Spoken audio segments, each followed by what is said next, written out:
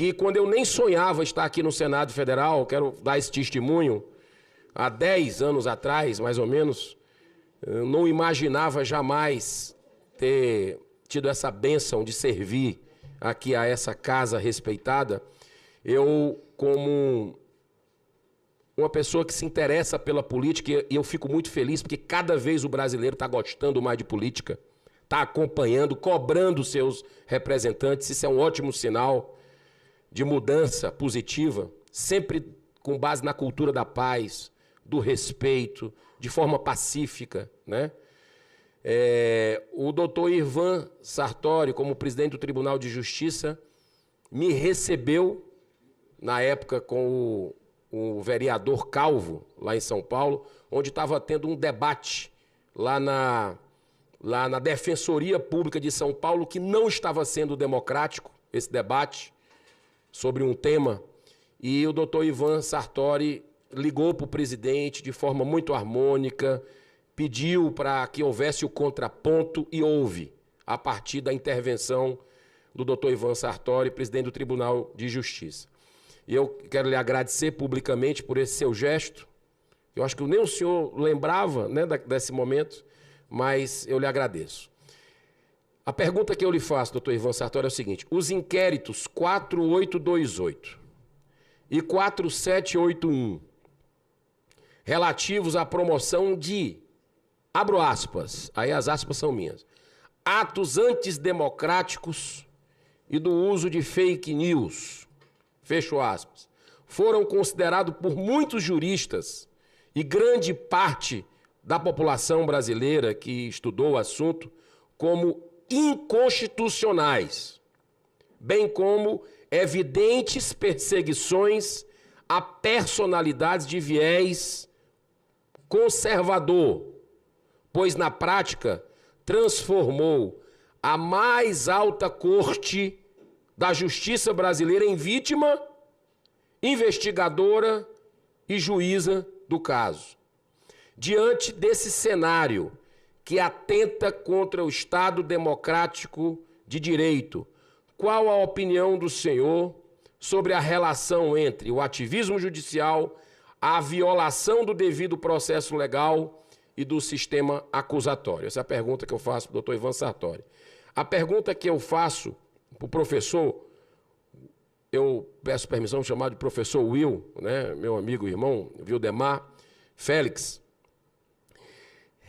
A pergunta que eu lhe faço: recentemente, o ministro Luiz Roberto Barroso, que foi convidado para essa palestra, para essa audiência pública, realizou uma conferência num evento da Universidade do Texas, nos Estados Unidos, intitulada, acreditem se quiser, abro aspas, livrando-se de um presidente, fecho aspas, numa clara demonstração de atividade político-partidária totalmente incompatível com o cargo de ministro da Suprema Corte, podendo, inclusive, tal conduta ser enquadrada como crime de responsabilidade, pois a lei do impeachment veda a ministros do Supremo Tribunal Federal o exercício desse tipo de atividade.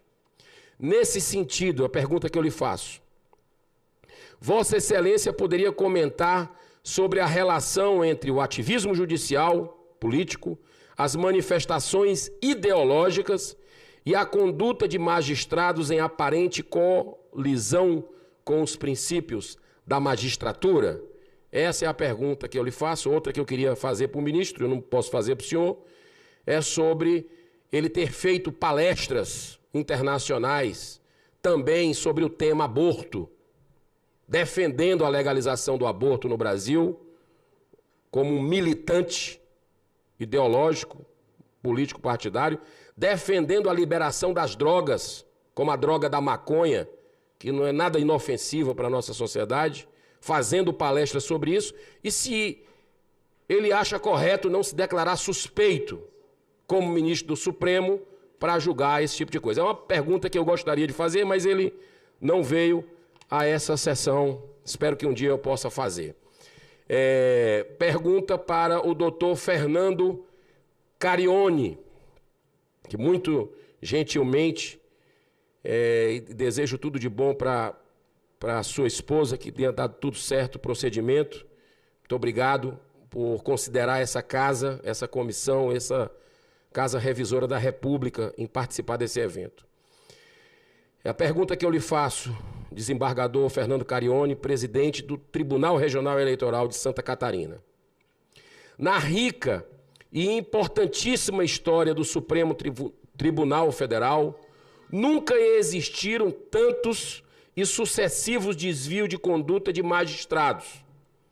Atitudes totalmente incompatíveis com o decoro exigido daqueles que têm por missão serem os guardiões da Constituição Federal. Pergunta que eu faço para o doutor Fernando Carione, desembargador. Qual o ponto de vista do senhor sobre a relação entre o ativismo judicial e o princípio da imparcialidade dos magistrados? Mais uma pergunta que eu faço, a penúltima, para o doutor doutor Djalma Pinto.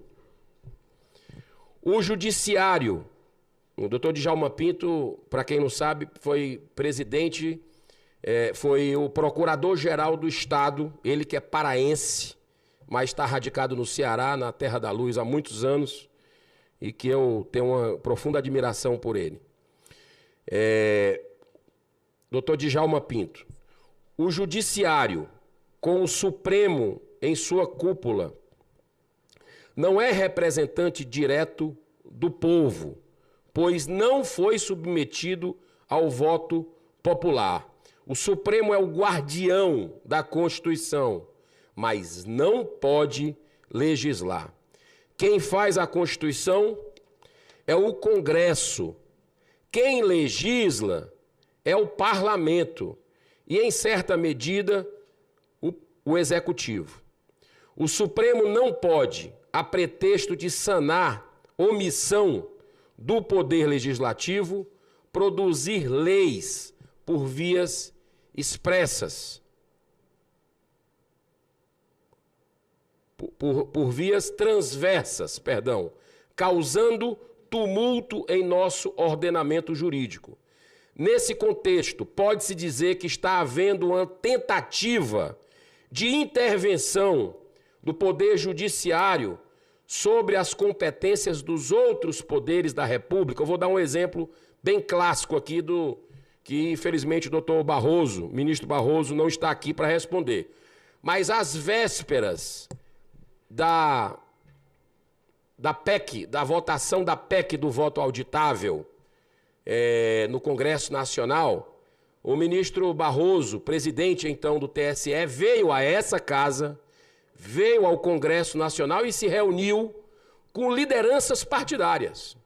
Sim, com lideranças dos partidos aqui que compõem o Congresso Nacional e, coincidentemente, depois dessa reunião, às vésperas, repito, da votação da PEC do voto auditável, foi mudada a composição dos partidos, colocando deputados que já tinham até se declarado a favor da PEC e colocados pelos líderes depois parlamentares contra. Isso é ou não é uma intervenção direta de um poder sobre outro, uma invasão de competência, né? Então, essa é a pergunta. E a última pergunta, peço desculpa aí por ter me alongado, eu faço ao nosso querido Dr. Ives Gandra Martins, que é o seguinte: a prisão e a ação penal contra o parlamentar, deputado federal Daniel Silveira, medidas que representam uma expressa violação da imunidade e prerrogativas da função legislativa conferida ao parlamentar pela Constituição Federal de 1988, principalmente em expressar sua opinião liberdade de expressão. Eu concordo, isso é a minha visão, de que o deputado federal se excedeu, sim, em suas manifestações. Porém, o caso deveria ter sido conduzido pela Câmara dos Deputados, lá na Comissão de Ética, no eventual processo de cassação por quebra de decoro parlamentar. E não pelo Supremo Tribunal Federal. Essa é a minha visão clara. Ele devia cumprir devia haver aí o devido processo legal, né, de acordo com o ordenamento jurídico do Brasil, e ele ser punido pelas eventuais manifestações que excederam. E está lá, calúnia, difamação e tudo para ser punido, né? Para além disso, a Suprema Corte parece não querer reconhecer a regular concessão pelo presidente da República da graça ao parlamentar, o que comprova o sentimento de perseguição daquela corte, não só a esse congressista, como a outros parlamentares cassados por crime de opinião. Aí nós estamos vendo aí a mãe do deputado Daniel Silveira sendo perseguida, a esposa, né? E é como se não acontecesse a graça, é como se não existisse a graça. Sabe aquela coisa de botar a tapa e a venda nos olhos? E não, isso aqui não existe. Não existe.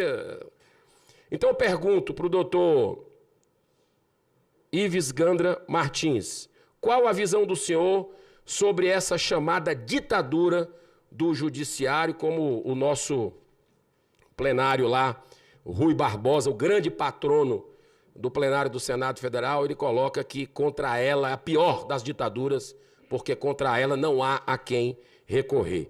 Então, eu encerro as minhas perguntas e já passo aqui na mesma ordem que foi feita, que nós abrimos as palavras aos palestrantes que vieram prestigiar, e mais uma vez eu agradeço, em nome do Senado Federal, a consideração, o respeito de cada um de vocês que vieram aqui atendendo a esse convite do Senado Federal, e também agradecendo ao ministro Francisco Rezec, 2 vezes ministro do Supremo Tribunal Federal, que não pôde vir, justificou, mandou uma carta respeitosa, a gente compreende a ausência dele. Mas eu já passo a palavra aqui por 6 minutos, com a tolerância de mais 2, para o doutor Ives Gandra Martins iniciar essa fase final da audiência. Muito obrigado, doutor Ives, pela sua participação. Eminente senador Gerão, eu gostaria de dizer o seguinte, como eu fui o único que respeitei o prazo de 8 minutos na minha exposição e todos os outros ultrapassaram longamente, eu peço um pouco mais de tolerância nessa observação de não seguir rigorosamente os 8 minutos. A primeira observação que eu faço é no sentido de que, já respondendo e como considerações finais também, houve um jurista italiano que escreveu como se deveria interpretar o direito. Escreve os nomes de interpretação na década de 60, Ferrara.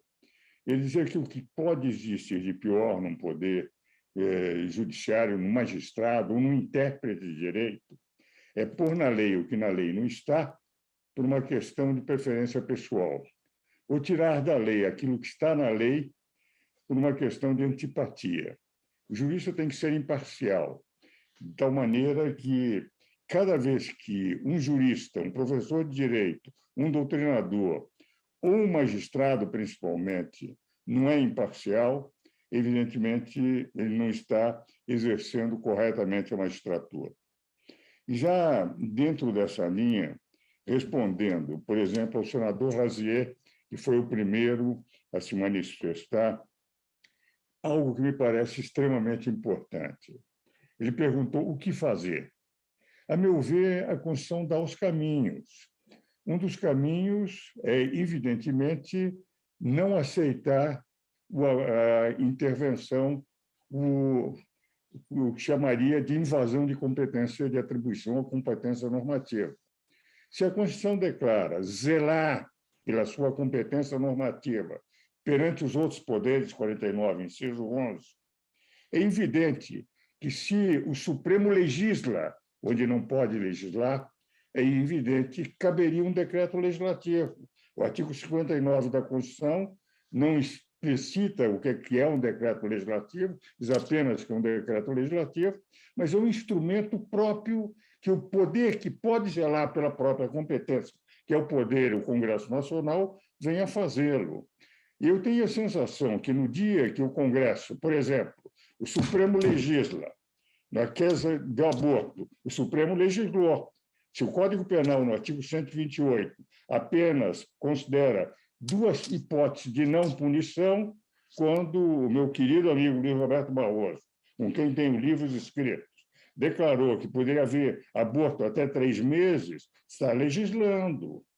É interessante que, na decisão da Suprema Corte Americana, eu participei dessa decisão. O que houve foram 3 partes como advogando na questão. A primeira, o Estado do Mississippi. A segunda, um grupo uma associação de mulheres defendendo os direitos da mulher. E a terceira, um grupo de 141 juristas de 5 continentes. Eu e minha filha assinamos para nos tornarmos amiticuri lá na Suprema Corte Americana, e o que nós defendemos é algo muito simples. Em relação ao aborto, não há nenhuma legislação mundial que diga que é direito da mulher, direito fundamental da mulher ao seu corpo, para matar seus filhos no seu ventre. E dissemos, por outro lado, que número enorme de países defendem a pessoa do nascituro, que ainda não é pessoa jurídica, mas é uma pessoa humana desde a sua concepção. E a nossa petição foi aceita, mostrando que o Supremo não poderia aceitar como um direito fundamental a ser examinado constitucionalmente pela Suprema Corte, e sim examinar por cada Estado, porque não era matéria de direito fundamental. E isso foi o que a Corte decidiu de acordo com a nossa petição dos 141 juristas que foram admitidos no processo do julgamento do Supremo e mais do Estado do Mississippi. Então, cada vez que o Supremo exerce a função legislativa, a meu ver, o 49, inciso 11, independente de legislação infraconstitucional, já justificaria o decreto legislativo.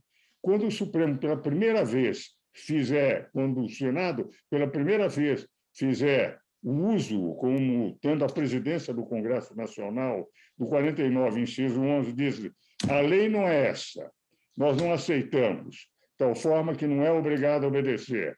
E daí mantém a legislação anterior, ou faz uma nova lei, e eles perceberão que não poderiam invadir, porque não é como diz o meu amigo Luiz Roberto Barroso. Se, por acaso, invadir a competência, cabe ao Poder Judiciário, ao Poder Legislativo, ir ao Supremo Tribunal para saber se houve ou não invasão de competência. Ora, quem tem que zelar é o Poder Legislativo, não é o Poder Judiciário.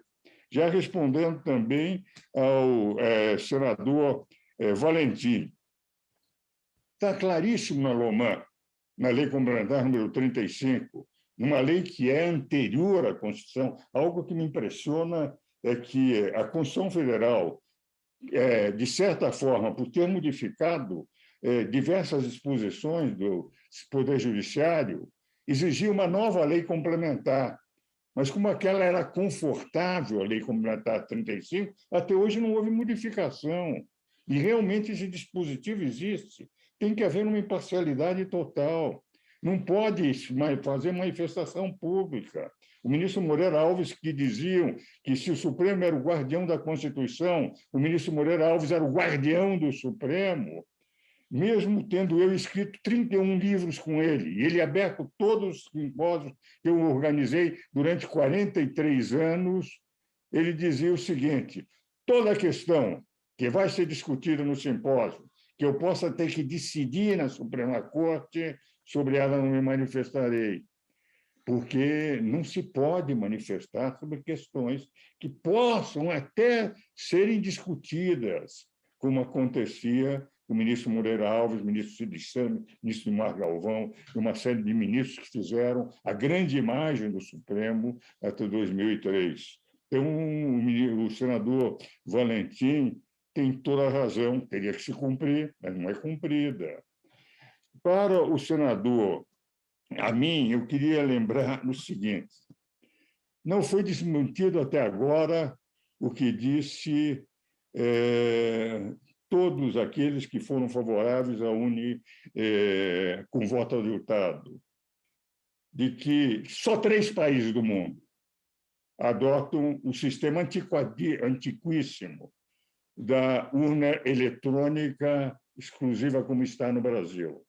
Butão, Bangladesh e Brasil. Não houve desmentido. Não se mostrou que outros países adotam. Agora, também não houve desmentido de que 37 países já utilizam a urna auditada de segunda geração. E mais do que isso, nós temos no Paraguai já utilizando urna de terceira geração.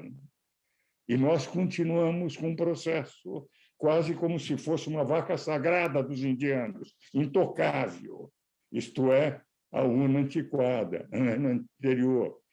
E, como disse o senador Amin, nós estamos aqui com demonstrações inequívocas de que se poderia ter adotado já como um progresso, como evolução, a urna eletrônica auditada.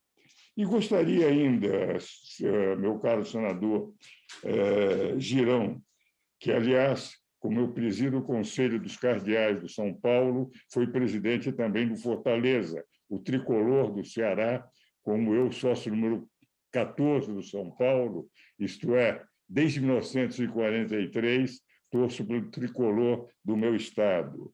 Para o senador Girão, algo que me parece fundamental: se nós não procurarmos fazer com que o Supremo volte a ser o que era o passado, e só o Senado Federal poderá fazer, isto é, um legislador negativo, um guardião da Constituição, aquele que tem a responsabilidade de não permitir apenas as leis inconstitucionais, mas que não pode legislar no lugar do Senado, do Legislativo, não pode conduzir rumos do Executivo, certamente nós vamos continuar com aquela pesquisa que me impressionou muito negativamente da Folha, de 3 ou 4 meses atrás, que dizia que 63% da população acha, julga, entende que o Supremo Tribunal Federal põe em risco a democracia. 63% da população. Numa notícia que foi colocada lá embaixo, porque o que interessava era dizer que 71% da população entendia que o Executivo punha em risco, mas não colocaram, senão na 4ª página, que 63% da população brasileira, 2/3 da população, considerava que o Supremo punha em risco a democracia. Ora, quando nós temos uma avaliação popular que chega a este ponto, em relação a um poder que representa a lei, que tem que respeitar a lei que não faz, a lei que é feita pelo Poder Legislativo, eventualmente pelo Executivo, sempre com a revisão do Legislativo, é que alguma coisa está errada na nossa democracia. E como eu conheço os ministros da Suprema Corte, como eu tenho livros escritos com 7 deles, como com os outros participamos de academias em que realmente eles foram aceitos por mérito próprio, sei da competência de cada um. Toda a minha luta nesses últimos meses, eu diria nesses 2 ou 3 últimos anos, tem sido no sentido: voltem a ser aquilo que o Supremo era. Tem competência para isso, tem valor para isso, são bons juristas, mas não são políticos, não foram eleitos pelo povo, mas por um homem só. E, por essa razão, não representam a vontade popular. Quem representa a vontade popular são aqueles que o povo, que fizeram o teste da urna e que sabem perfeitamente como avaliar o que o povo pensa. Por essa razão é que eu digo, não ataco a idoneidade, ao contrário, considero os donos, não ataco a competência, considero-os extremamente competentes, mas não têm competência de invadir a competência do Poder Legislativo ou do Poder Executivo. E toda a minha luta, o constrangimento de um amigo que sou, de coautor de obras com ele, é no sentido: voltem a ser aquilo que eram os ministros que fizeram da Suprema Corte uma das instituições mais respeitadas da República. Era o que eu tinha a dizer, meu querido senador Girão. Muitíssimo obrigado, muito, muito grato mesmo, doutor Ives Gandra Martins, uma referência do Brasil nessa área jurídica. Eu quero dizer para o senhor que que toca na alma, no coração, esse apelo que o senhor faz, né, aos seus colegas, que escreveu livros com eles, hoje ministros do Supremo Tribunal Federal. Eu não tenho assim, a menor dúvida que nada acontece por acaso e que se estão lá é porque deveriam estar, mas esse apelo que o senhor faz com elegância que o senhor faz, né, com o coração aberto, é muito bonito de se ver, né, sempre dando uma oportunidade de reflexão e de que possa ter um encaminhamento correto daqui para frente, né? Eu gosto muito do um grande humanista e pacifista brasileiro, para mim, é Chico Xavier. E ele dizia uma frase que é muito forte: a gente não pode voltar atrás para fazer um novo começo, mas todos nós podemos, a partir de agora, fazer um novo fim. Então, muito, muito bonito essa sua fala, emocionante, na verdade, doutor Ives Gandra. Eu quero comunicar que essa sessão está no Trend Topics do Brasil no Twitter. O brasileiro abraçando essa sessão, audiência, repercussão total, de forma muito democrática, como tem que ser, cumprindo o seu papel. Se parte da mídia, da grande mídia, não está dando essa importância, não sei porquê, mas as redes sociais estão fazendo o seu papel. Aqui nós temos políticos da base do governo, políticos independentes, políticos de oposição, né? Esse assunto aqui não é de nenhum político. Esse assunto aqui é de interesse da nação. Os fins não justificam os meios. Não é que porque se quer de alguma forma sangrar, derrubar um governo, que se deve fechar os olhos para aquilo que está errado. Porque o errado é errado mesmo que todos façam. E o certo é o certo mesmo que ninguém faça. Então, é muito importante esse trabalho.